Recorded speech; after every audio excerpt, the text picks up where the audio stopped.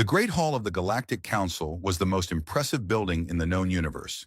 It floated in the empty space between three star systems, a massive station made of white metal and crystal that caught the light of distant suns. Inside, the hall could hold 10,000 beings from 100 different worlds. Today, it held only the 12 high arbiters of the council and their assistants, and one human woman who stood alone in the center of the floor. Ambassador Elena Vasquez was 53 years old. She had gray hair that she kept short and deep lines around her eyes from years of smiling and years of worry. She wore the simple blue uniform of the Human Diplomatic Corps, without medals or decorations. She had learned long ago that the alien species of the Council did not respect human symbols of achievement. They barely respected humans at all. She stood on the speaking platform, a circle of light in the middle of the dark floor. Above her, arranged in a half-circle of elevated seats, the 12 high arbiters looked down at her. Each one represented a species that had ruled the galaxy for thousands of years before humans had even discovered fire. High Arbiter Kethron of the Velthari sat in the center seat. He was tall and thin, with skin like polished silver and eyes that glowed with soft blue light. The Velthari were the oldest species in the Council, and they had never let anyone forget it. Kethron had been High Arbiter for 200 years. He had seen human ambassadors come and go. He had denied every single one of their requests. Today would be no different. He was certain of that. Elena looked up at the 12 faces watching her. Some showed open contempt, others showed boredom, a few showed something like pity. None showed respect. She had been doing this for 20 years. 20 years of standing in the same spot, making the same arguments, receiving the same answers. 20 years of being told that humanity was not ready, that humans were too young, too aggressive, too unpredictable, that they needed another century of observation, another century of probation. 300 years. That was how long humans had been part of the galactic community. 300 years since the first Velthari ship had appeared in Earth's sky and informed humanity that they were not alone in the universe. 300 years of being treated like children at a table of adults. Elena took a deep breath and began her prepared speech. "Honored arbiters," she said, her voice calm and clear, "I come before you today to present, once again, humanity's petition for full membership in the Galactic Council. As you know, humans have been classified as a probationary species since first contact. We have fulfilled every requirement placed upon us. We have maintained peace within our territories. We have contributed to the galactic economy. We have shared our technologies freely, as required by the Probationary Species Act." She paused, looking at each arbiter in turn. "We have done everything asked of us, and more. Our medical research has eliminated 17 diseases that once plagued Council worlds. Our engineers designed the quantum relay network that allows instant communication across the galaxy. Our economists developed the stabilization protocols that prevent crashes in the galactic credit. Our agricultural scientists created the soil enhancement microbes that feed 12 billion beings on 100 worlds."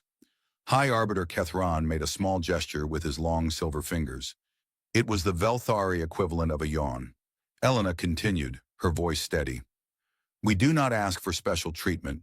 We ask only for what the Charter of the Council promises to all species: equal representation, equal rights, and equal respect. We ask to be judged by our actions, not by our age. We ask for a seat at this table that we have helped to build." She stopped speaking and waited. The silence stretched on for a long moment. Then High Arbiter Kethron leaned forward in his seat, his glowing blue eyes fixed on Elena with an expression she had seen many times before. It was the look an adult might give a child who had asked a foolish question. "Ambassador Vasquez," he said. His voice was soft and musical, the way all Velthari voices were, but there was no warmth in it. "We have heard this petition before. We have heard it every year for the past 50 years. The answer has not changed."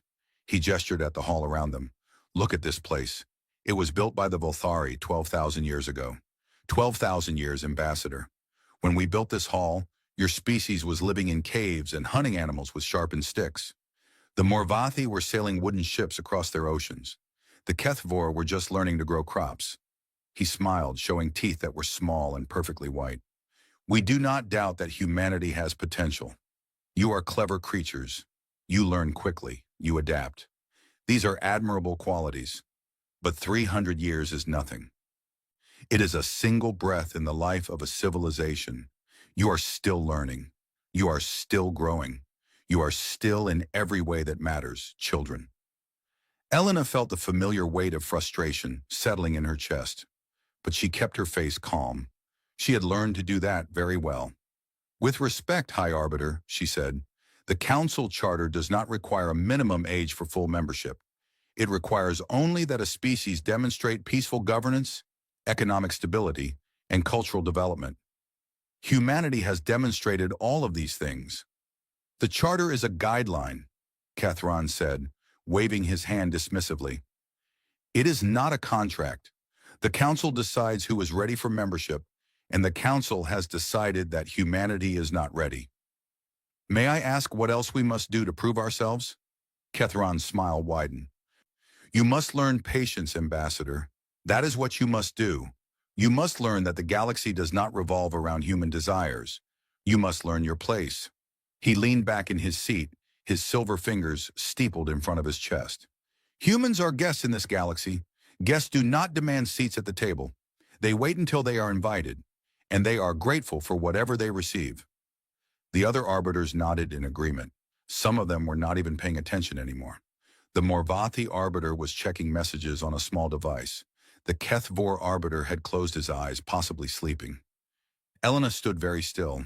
She had heard words like these before. She had heard them for 20 years. Each time she had argued. She had presented evidence. She had appealed to logic and fairness and the principles of the Charter. It had never made any difference. She thought about the message she had received that morning before leaving for the council chamber. It was from the president of the Human Confederacy. It contained only one instruction. If they refuse again, come home. We will take a different path. Elena had known this day would come. She had hoped it would not. She had spent her entire career believing that she could change minds through words, that she could prove humanity's worth through patience and persistence. She had been wrong. She looked up at Cathron, at his smug silver face and his glowing eyes that had watched 1,000 species rise and fall. She thought about all the times she had stood in this spot, asking for something that should have been given freely. All the times she had been told to wait, to be patient, to remember her place. Very well, she said. Her voice was different now, quieter, calmer. The frustration was gone from her chest, replaced by something that felt almost like relief. Kethran blinked. He had expected more arguments, more pleas. The human ambassadors always argued. I beg your pardon, he said. I said very well, Elena repeated. We understand our place now. She smiled then. It was a genuine smile, one that reached her eyes. The arbiters did not know what to make of it. I will convey the council's decision to my government, Elena said. I thank you for your time and your honesty. It has been most instructive. She bowed a deep and formal bow, the kind reserved for final meetings. May your species prosper, she said. It was the traditional farewell of the council, the one spoken at the end of diplomatic relationships. Then she turned and walked out of the great hall. She did not look back. The news spread quickly through the human colonies. Ambassador Vasquez had ended the annual petition. She had not argued. She had not protested. She had simply accepted the council's decision and walked away. Many people were angry. They wanted to know why she had not fought harder, why she had given up so easily, why she had bowed to those arrogant aliens who had been treating humanity like dirt for 3 centuries. But those who understood what was happening were not angry. They were busy. Within 1 week of Elena's return from the council, the Human Confederacy issued a quiet announcement.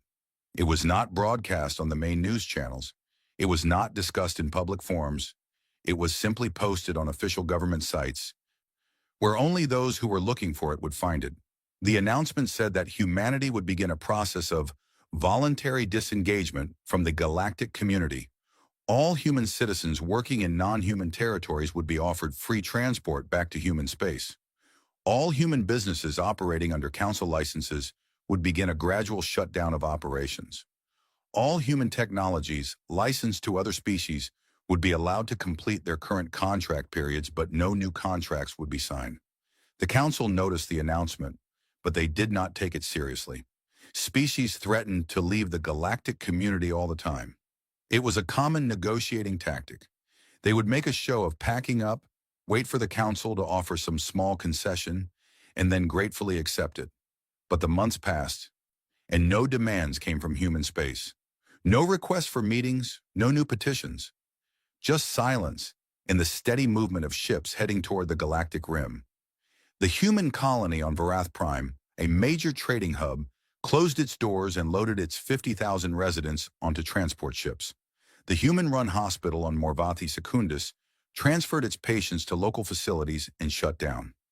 The human engineering teams that maintained the fusion reactors on a dozen space stations collected their tools and went home. Some council species were annoyed. Finding replacements for human workers was difficult. Humans were willing to work in places that other species considered unpleasant or dangerous. They were good at solving problems. They did not complain about long hours or difficult conditions, but annoyance was not concern. The galaxy had existed for billions of years before humans arrived. It would exist for billions of years after they were gone. If the humans wanted to sulk in their corner of space, let them. There were plenty of other species to fill the gaps they left behind. High Arbiter Kethron heard about the human withdrawal during one of his daily briefings. He dismissed it with a wave of his silver hand. "Let them go," he said. "They will be back in a century, begging for another chance." Humans are like that. They cannot survive without the resources and trade that the Council provides. Their pride will fade when their economy begins to suffer. His advisors agreed with him. They had no reason to doubt his wisdom. He had been right about everything for 200 years. Elena Vasquez stood on the observation deck of the transport ship, carrying her back to human space. Through the window, she could see the stars of the galactic core, brilliant and thick, giving way to the thinner scattering of the rim. She was 65 years old now. The years of diplomacy had aged her more than they should have. But standing here, watching humanity's last ships leave Council space, she felt younger than she had in decades. A young aide approached her, a tablet in his hands. "Ambassador," he said, "I have the final numbers. All human citizens have been evacuated from Council territories. All business operations have been concluded. All contracts have been fulfilled or transferred." "And the technical teams?" Elena asked. "Gone. The last maintenance crews left their stations yesterday. Everything is in the hands of local operators now." Elena nodded slowly. "How long do you think it will take them to notice?" The aide thought about it. "The agricultural microbes will start degrading in about 6 months. The quantum relay network will need its first maintenance cycle in 8 months. The fusion reactors," he shrugged. "Some of them are already showing minor fluctuations. The local crews don't seem to understand the calibration procedures." "They never asked," Elena said quietly. "In 300 years, they never once asked how any of it worked. They just assumed it would always be there." She turned away from the window. "They called us guests," she said. "They were wrong. We were never guests. We were the people who kept the lights on, and the food growing, and the messages moving. We were the foundation they built their comfortable lives upon, and they never even noticed." The aide looked uncertain. "Do you think they will suffer?" Elena was quiet for a long moment. "I don't know," she said finally. "I hope not. Despite everything, I don't wish them harm. But I know this. They will learn something important. They will learn what it means to lose something you never knew you had." She walked toward the door of the observation deck, then paused. "How long until we reach the new settlement zone?" 2 weeks, Ambassador. The advanced teams have already established basic infrastructure. The new capital is being built as we speak." Elena smiled. "Then we have work to do. A whole new chapter of human history, and this time, we write it ourselves." She walked out of the observation deck without looking back. Behind her, the stars of the galactic core grew smaller and smaller until they were just another patch of light in the endless darkness of space. The humans were gone, and the galaxy was about to discover what that really meant. 6 months had passed since the last human ship crossed into the uncharted territories of the galactic rim. 6 months of quiet in the great halls of the Council. 6 months of smug satisfaction among the elder species who believed they had finally put humanity in its proper place. High Arbiter Kethron had stopped thinking about humans entirely. He had more important matters to attend to. The annual Festival of Stars was approaching, and the Velthari were hosting this year. It would be a celebration of 12,000 years of galactic civilization, a reminder to all species of who had built this community and who still ruled it. But in the agricultural worlds of the HFY hegemony, something was going wrong. Governor Thexara stood in the middle of what had once been the most productive grain field on the planet. Now it was a field of brown stalks and withered leaves. The crops that should have been golden and ready for harvest were dead. Not just dying, dead, and no one could explain why. She knelt down and pulled one of the stalks from the ground. The roots came up easily, and she could see that they were soft and black, rotting even as she held them.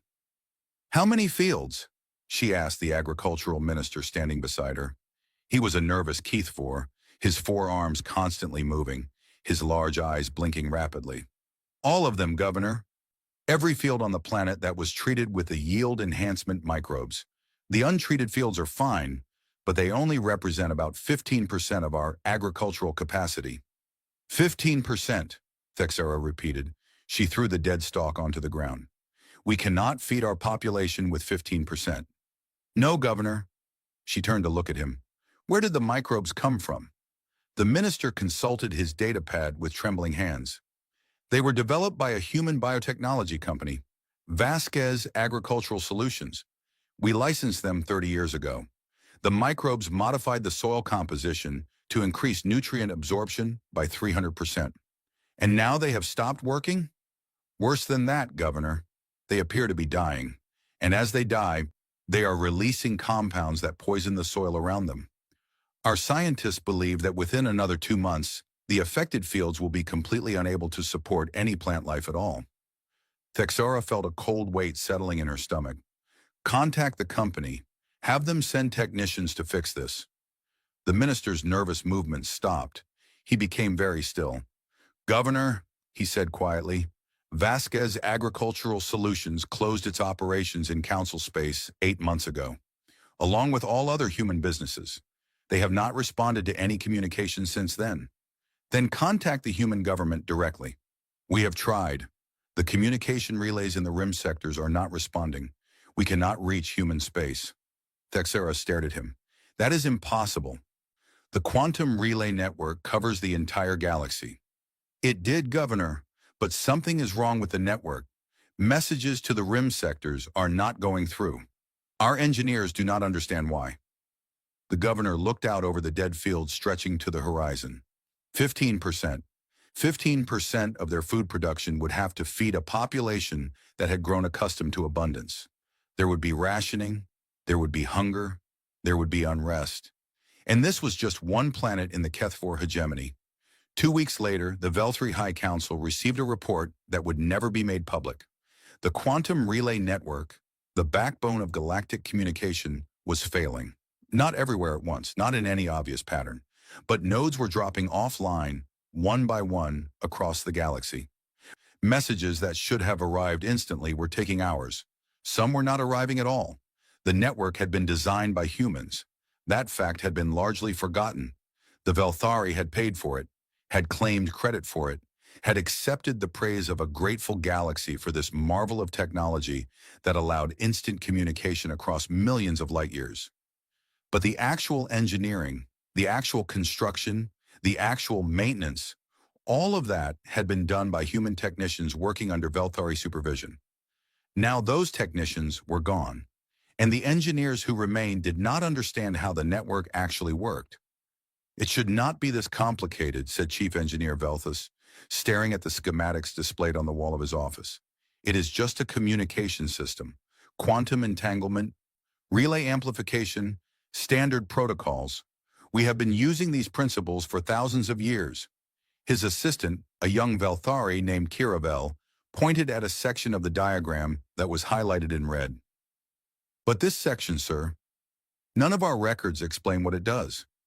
The humans called it the coherence stabilization matrix. Our best physicists have been studying it for 2 weeks, and they cannot determine its function." "Then take it out," Velthus said impatiently. "If we do not understand it, it cannot be essential." "We tried that, sir. on a test relay. The moment we removed the matrix, the relay stopped functioning entirely. It did not just lose efficiency, it simply stopped working. Velthas turned to look at his assistant. That is not possible. You cannot have a system where a component is both incomprehensible and essential. Kiravel said nothing. She had learned that arguing with Chief Engineer Velthas was not productive. Find me someone who understands the system, Velthas said finally. There must be records, documentation, training materials, something. Sir, I have searched every database in the Velthari archives. The only documentation I could find said, for technical specifications, contact Human Engineering Corps, Relay Division. That division no longer exists. The chief engineer sat down heavily in his chair.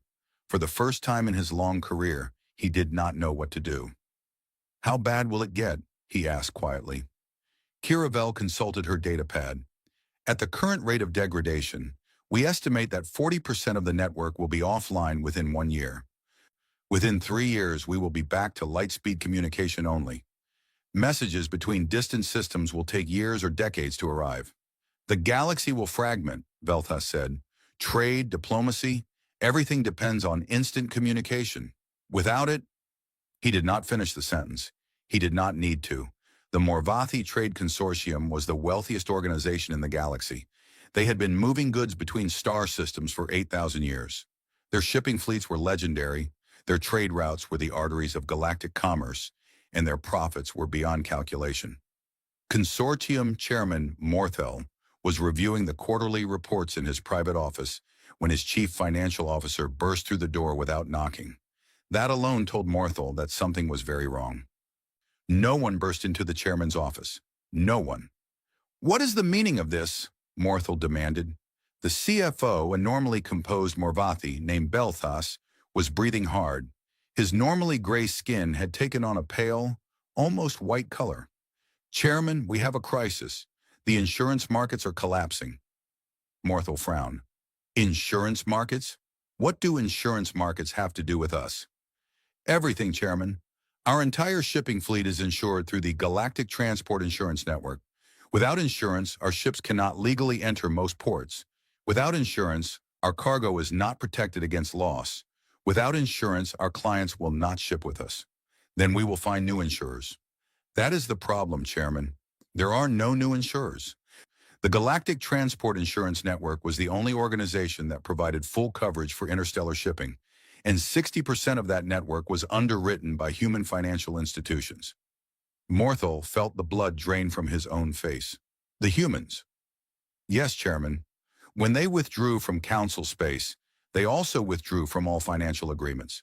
The insurance network has been operating on reserve funds for 6 months, but those reserves are now exhausted. As of this morning, the network has suspended all new policies and canceled all existing policies that come up for renewal. How many of our ships are affected? The CFO looked at his datapad, though he clearly already knew the answer. All of them, Chairman. Every single ship in our fleet.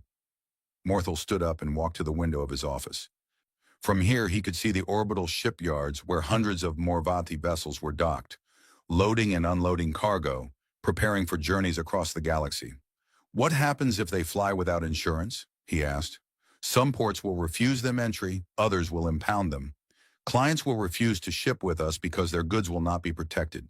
And if anything goes wrong, if there is an accident or a pirate attack, we will bear the full cost ourselves. One major disaster could bankrupt the entire consortium. Morthel was silent for a long time. Contact the human financial institutions, he said finally. Offer them whatever they want to reinstate the agreements. I have tried, Chairman. We all have. The humans are not responding to any communications. Their financial centers in the rim sectors have gone dark.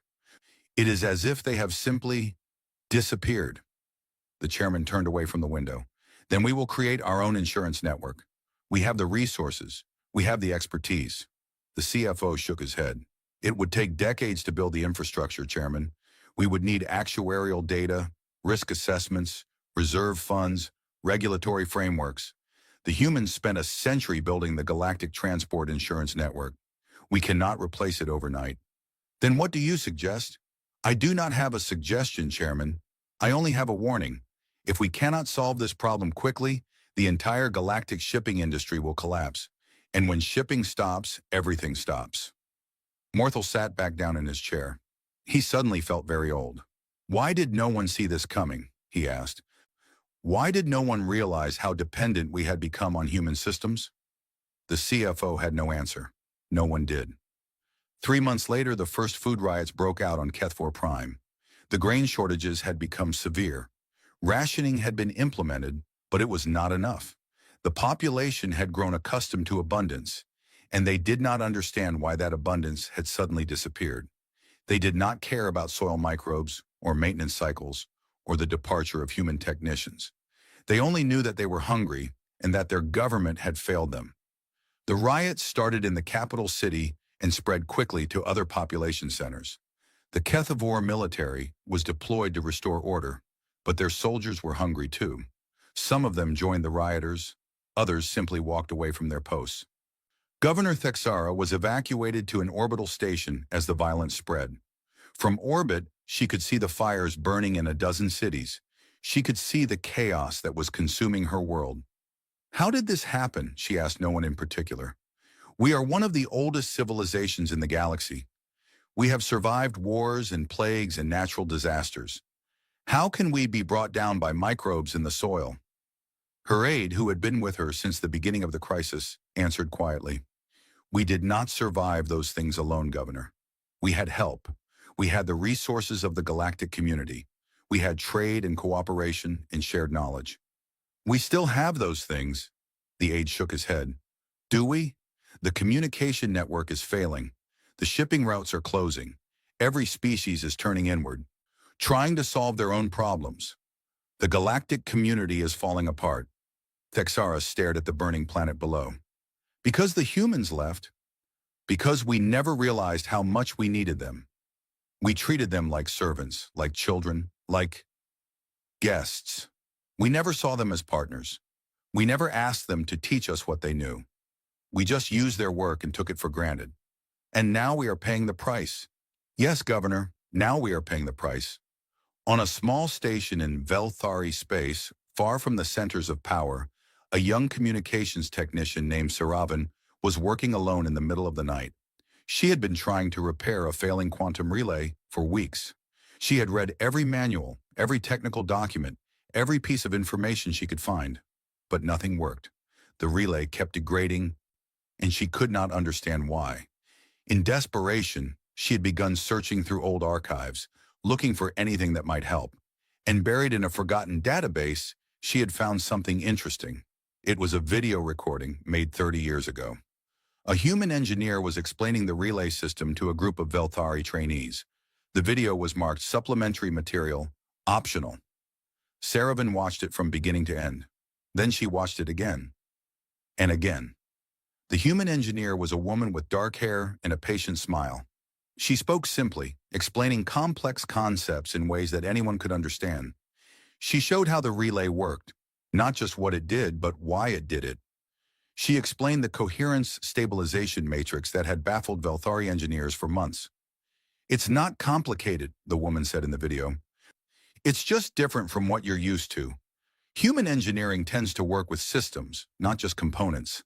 Everything connects to everything else. You can't understand one part without understanding the whole. Saravan paused the video. She looked at the frozen image of the human woman, smiling at students who probably had not even been paying attention. Why did no one listen to you? She whispered. Why did no one learn? She knew the answer, of course. No one had listened because no one had thought they needed to. The Velthari were the oldest species in the galaxy. What could humans possibly teach them? Everything, it turned out. Humans could have taught them everything. Saravan turned back to her console. Using what she had learned from the video, she began to work on the relay again. And this time, for the first time in weeks, something started to make sense. It was a small victory. One relay, on one station, in the middle of nowhere. But it was a beginning. If only it had not come so late. High Arbiter Ketharon stood before the Galactic Council, his silver face betraying nothing of the turmoil in his mind. The reports had been coming in for months now.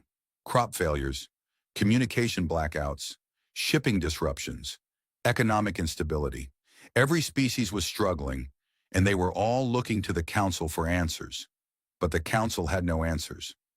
"We must find the humans," said Arbiter Vecthos of the Morvathi.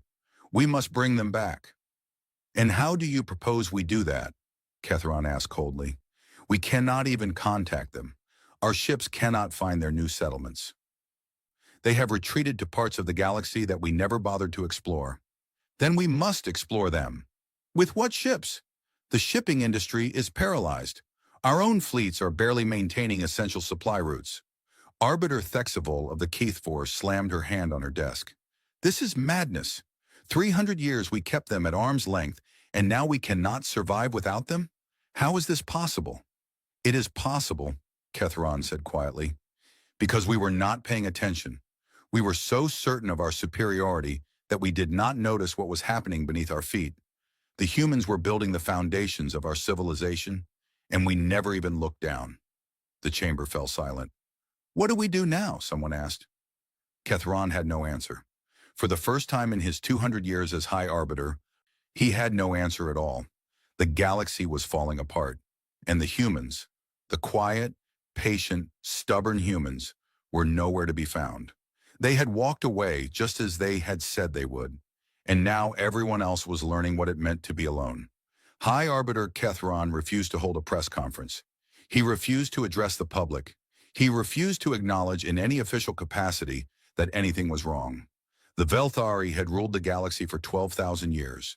They would not admit weakness now, not to the other species, not to their own people, not to anyone. Behind the closed doors of the council chamber, however, the panic was impossible to hide. "We must find them," Kethron said, his voice tight with frustration. "We must send envoys to human space and demand the return of shared galactic resources." "What shared resources?" asked Arbiter Morthal of the Morvathi. "Everything the humans built, they built with their own hands and their own minds. We merely licensed the results. We never owned any of it." "Then we will demand that they honor their contracts." They did honor their contracts, every single one. They completed all obligations and then chose not to renew. That is their right under galactic law. Kethron slammed his fist on the table. It was an uncharacteristic display of emotion for a Velthari, and it shocked the other arbiters into silence. "I will not accept this," he said. "I will not accept that a species barely out of their infancy can bring the greatest civilizations in the galaxy to their knees. I will not accept that we have been defeated by people we considered our inferiors." "No one has defeated us," said Arbiter Sarakhan of the Telmari. "The humans did not attack us. They did not sabotage our systems. They simply stopped helping us. The failure is our own. We became dependent on people we did not respect, and now we are paying the price for our arrogance." Kethron turned his glowing blue eyes on her. "You sound like you admire them." "I am beginning to," Sarakhan admitted. "They spent 3 centuries being treated as second-class citizens. They were taxed at triple rates. Their patents were taken from them. Their requests for equality were denied again and again. And through all of that, they kept working. They kept building. They kept making things better for everyone, even the people who looked down on them. And now they have abandoned us. No, now they have simply stopped doing our work for us. That is not the same thing." The chamber fell silent again. Outside, the stars burned cold and indifferent, as they always had. The Velthari diplomatic vessel arrived at the edge of human-controlled space 3 weeks later.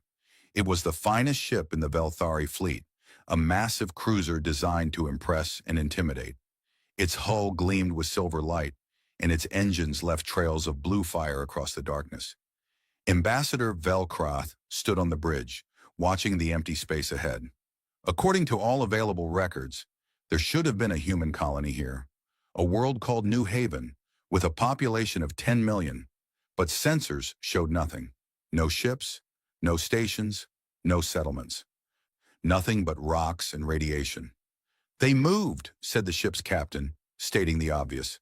"They packed up everything and moved somewhere we do not have charts for." "Then we will find them," Velkroth said. "Extend the sensor range. Look for any sign of human activity." The captain hesitated. "Ambassador, the uncharted regions are vast. We could search for years and never find anything. And our fuel reserves are limited. The shipping crisis has made it difficult to obtain supplies. I do not care about difficulties. The Council has given me a mission, and I will complete it.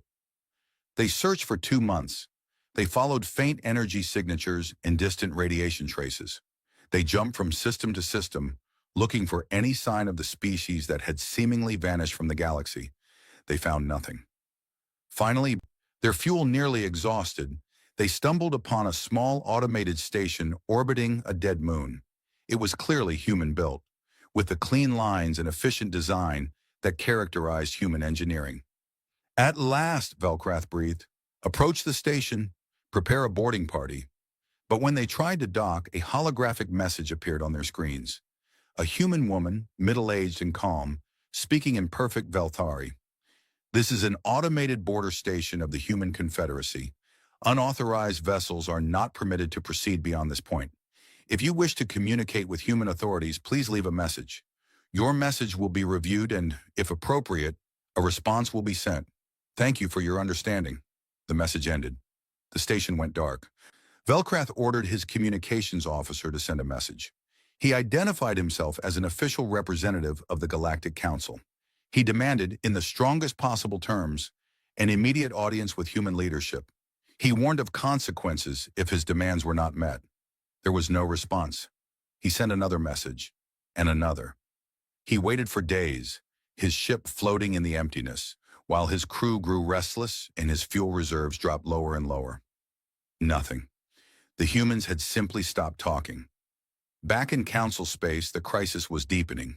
The quantum relay network had degraded to the point where real-time communication was only possible within individual star systems. Messages between systems took days or weeks, traveling the old-fashioned way on ships equipped with faster-than-light drives. The galaxy, which had felt small and connected for centuries, was becoming vast and lonely again. The Morvathi Trade Consortium had collapsed. Without insurance, without reliable communication, without the infrastructure that had made interstellar commerce possible, the great shipping fleets sat idle in their ports. Some captains tried to continue operating independently, but without the support systems they had always relied upon, most of them failed. Ships broke down with no one to repair them. Cargoes were lost to pirates who no longer feared prosecution. Crews mutinied when their pay stopped coming. The Keth-4 hegemony was in the midst of a full-scale famine. The soil microbe crisis had spread from agricultural worlds to terraformed colonies that depended on imported food. Billions of beings were going hungry. The government had fallen twice in the past year, and the current administration was held together only by military force. And then the plagues began. It started on a medical research station in Telmari space. The station had been conducting studies on a new viral strain, using containment protocols developed by human biohazard specialists. When the human specialists left, the local staff had continued the research, confident that they understood the procedures. They did not. The virus escaped containment. Within days, it had spread to the station's entire population. Within weeks, it had reached 3 nearby colonies. Within months, it was burning through the Telmari Confederation like fire through dry grass. The virus was not normally fatal to Telmari, but the treatment protocols, like so many other things, had been developed by human medical researchers. Without access to those researchers, without the ability to communicate quickly with medical experts across the galaxy, the Telmari were fighting blind. They lost. 200 million Telmari died in the first year of the plague. Another 100 million died in the second year, as the virus mutated into new forms that the failing medical infrastructure could not track. By the third year, the Telmari Confederation had effectively ceased to exist. The survivors retreated to isolated colonies, cutting off all contact with the outside world in a desperate attempt to stop the spread. The Galactic Council held an emergency session. For the first time in its history, one of the seats in the Great Hall was empty. The Velthari tried force. It was Kethron's idea. He had grown tired of sending diplomats who were ignored and messages that were never answered. The humans had humiliated the Council, and they needed to be taught a lesson, even if that lesson had to be delivered at the point of a weapon. A battle fleet was assembled. 50 warships, the finest the Velthari possessed, with enough firepower to destroy a dozen worlds. They were sent to the border region where the automated station had been found, with orders to proceed into human space and secure vital resources. No one asked what those vital resources were or how they would be secured. No one wanted to think too hard about what they were actually doing. The fleet jumped into the border system and found nothing.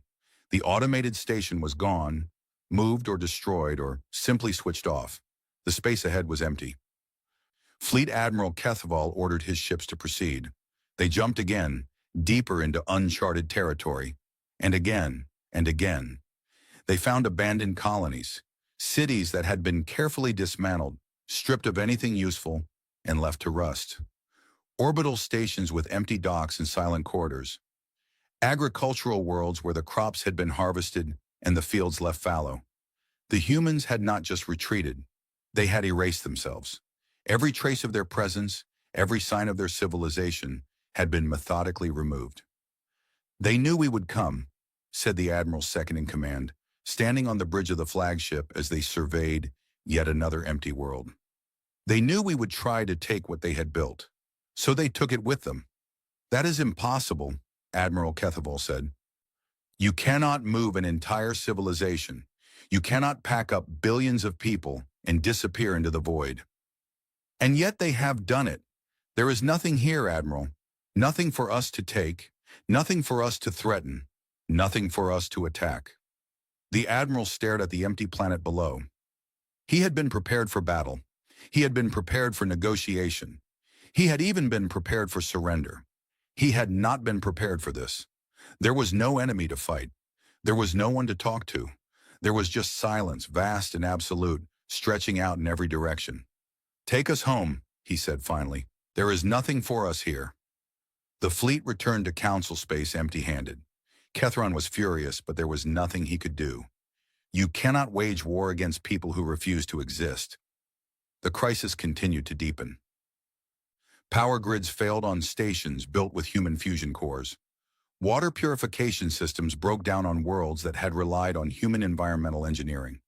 Manufacturing facilities ground to a halt when the automated systems that human programmers had designed stopped receiving maintenance updates. One by one, the pillars that held up galactic civilization began to crack. The Morvati worlds descended into chaos as the economic collapse spread beyond the shipping industry. Banks failed. Currencies became worthless. The elaborate system of trade and finance that had made the Morvati wealthy became a trap that destroyed them. The Kethvor Civil War began when the military government tried to seize food supplies from provinces that were still producing. The provinces fought back. Other provinces joined in. Within months, the hegemony had fractured into a dozen warring states, each fighting for survival. The Velthari, for all their age and wisdom, fared little better. Their civilization had become brittle over the centuries, dependent on systems and technologies they no longer understood. When those systems began to fail, they had no way to adapt. Younger Velthari, who had never known anything but comfort and plenty, did not know how to survive in a galaxy that no longer provided everything they needed. High Arbiter Kethron watched his world crumbling around him. He had ruled for 200 years, guiding the galaxy through challenges that had seemed insurmountable at the time. But this challenge was different. This challenge was not an enemy that could be defeated or a problem that could be solved. This challenge was the absence of people he had never valued, doing work he had never noticed, building things he had never appreciated. He had called humans guests. He had told them they did not deserve a seat at the table. He had believed with absolute certainty that the galaxy would be better off without them. He had been wrong. The realization came to him slowly, over months of watching everything he had built fall apart. It came in the form of reports from failing colonies and dying worlds. It came in the faces of his advisors, who no longer had advice to give. It came in the silence of the quantum relay network, which had once connected 100 billion beings across 1 million worlds. He had been wrong about the humans, wrong about their value, wrong